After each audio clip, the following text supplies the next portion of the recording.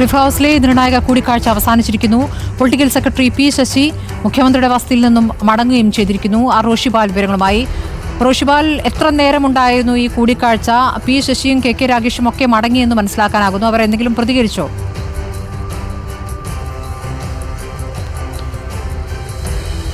സ്മൃതി, അല്പം മുമ്പാണ് political secretary P ശശിയും ഒപ്പം അഡീഷണൽ പ്രൈവറ്റ് സെക്രട്ടറി CM രവീന്ദ്രനും ക്ലിഫ് ഹൗസിൽ നിന്നും മടങ്ങിയത്.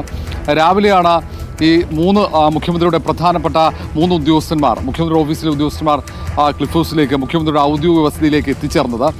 നിയമസഭാ സമ്മേളനം നടക്കുന്ന ഒരു സാഹചര്യത്തിൽ തന്നെ ഈ കൂടിക്കാഴ്ചയ്ക്ക് വലിയ പ്രാധാന്യമുണ്ട്. പക്ഷേ ADGP MR അജിത് കുമാറിനെതിരെയുള്ള അന്വേഷണ റിപ്പോർട്ട്, പോലീസ് മേധാവി നൽകിയ അന്വേഷണ റിപ്പോർട്ട് ആഭ്യന്തര സെക്രട്ടറി ഇന്ന് മുഖ്യമന്ത്രി കൈമാറിയതിന് തൊട്ടു പിന്നാലെയാണ് ഈ കൂടിക്കാഴ്ചയും. മുഖ്യമന്ത്രിയുടെ ഓഫീസ് ഈ കൂടിക്കാഴ്ച സാധാരണ മുഖ്യമന്ത്രിയുടെ ഓഫീസിൻ്റെ ദൈനംദിന പ്രവർത്തനങ്ങളുടെ ഭാഗമായിട്ടാണെന്ന് വിശദീകരിക്കുമ്പോഴും ഇത്തരമൊരു സാഹചര്യത്തിലായതുകൊണ്ടാണ് ഇതിന് പ്രാധാന്യം ലഭിച്ചതും. പ്രത്യേകിച്ച് പോലീസ് മേധാവി മുഖ്യമന്ത്രിയോട് കൂടിക്കാഴ്ചയ്ക്ക് അനുമതി തേടുന്നു.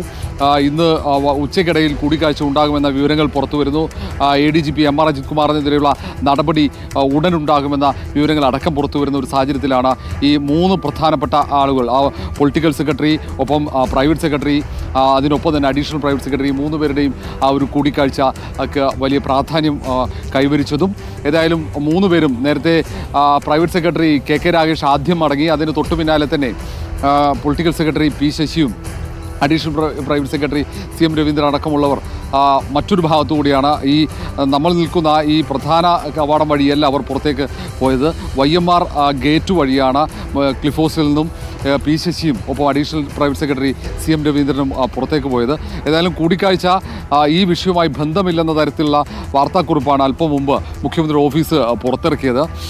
ഇപ്പോൾ മാധ്യമങ്ങൾ നൽകുന്ന വാർത്തയുമായി ബന്ധമില്ലാത്തതാണ്. അത് ദൈനംദിനമായ മുഖ്യമന്ത്രിയുടെ ഓഫീസിൻ്റെ പ്രവർത്തനത്തിൻ്റെ ഭാഗമായുള്ള കൂടിക്കാഴ്ചയാണെന്ന് വിശദീകരിക്കുന്നുണ്ട്. ഏതായാലും അഡീഷണൽ ADGP MR അജിത് കുമാറിനെതിരെയുള്ള ഏറ്റവും പ്രധാനപ്പെട്ട അന്വേഷണ റിപ്പോർട്ട് ഇപ്പോൾ മുഖ്യമന്ത്രിയുടെ പക്കൽ എത്തിക്കഴിഞ്ഞു. ആഭ്യന്തര സെക്രട്ടറി മുഖ്യമന്ത്രിക്ക് അത് കൈമാറി. ആ റിപ്പോർട്ട് മുഖ്യമന്ത്രി പരിശോധിച്ച് എന്ത് നടപടിയാണ് സ്വീകരിക്കുക എന്നതാണ് ക്ലിഫ് ഹൗസിൽ നിന്നും ഇനി വരാനിരിക്കുന്ന ഏറ്റവും പ്രധാനപ്പെട്ട വിവരം. കാരണം CPI ഈ വിഷയത്തിൽ കടുത്ത നിലപാട് സ്വീകരിച്ച് നിൽക്കുന്നു. നിയമസഭാ സമ്മേളനമുണ്ട്. നാളെ സഭാ സമ്മേളനത്തിൽ പ്രതിപക്ഷത്തിൻ്റെ പ്രധാന ആയുധങ്ങളിൽ ഒന്ന്, സർക്കാരിനെതിരെ പ്രത്യേകിച്ച് മുഖ്യമന്ത്രിക്കെതിരെ ഉപയോഗിക്കാൻ പോകുന്ന ആയുധങ്ങളിൽ ഒന്ന് ADGP RSSൻ്റെ നേതാക്കളുമായി നടത്തിയ കൂടിക്കാഴ്ചയാണ്.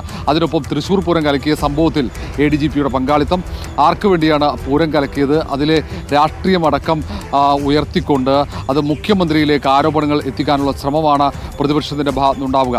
ആ ഒരു ഘട്ടത്തിൽ ADGP MR അജിത് കുമാറിനെതിരെ നടപടിയെടുക്കാതെ പ്രതിരോധം തീർക്കാൻ സർക്കാരിന് സാധിക്കുകയുമില്ല.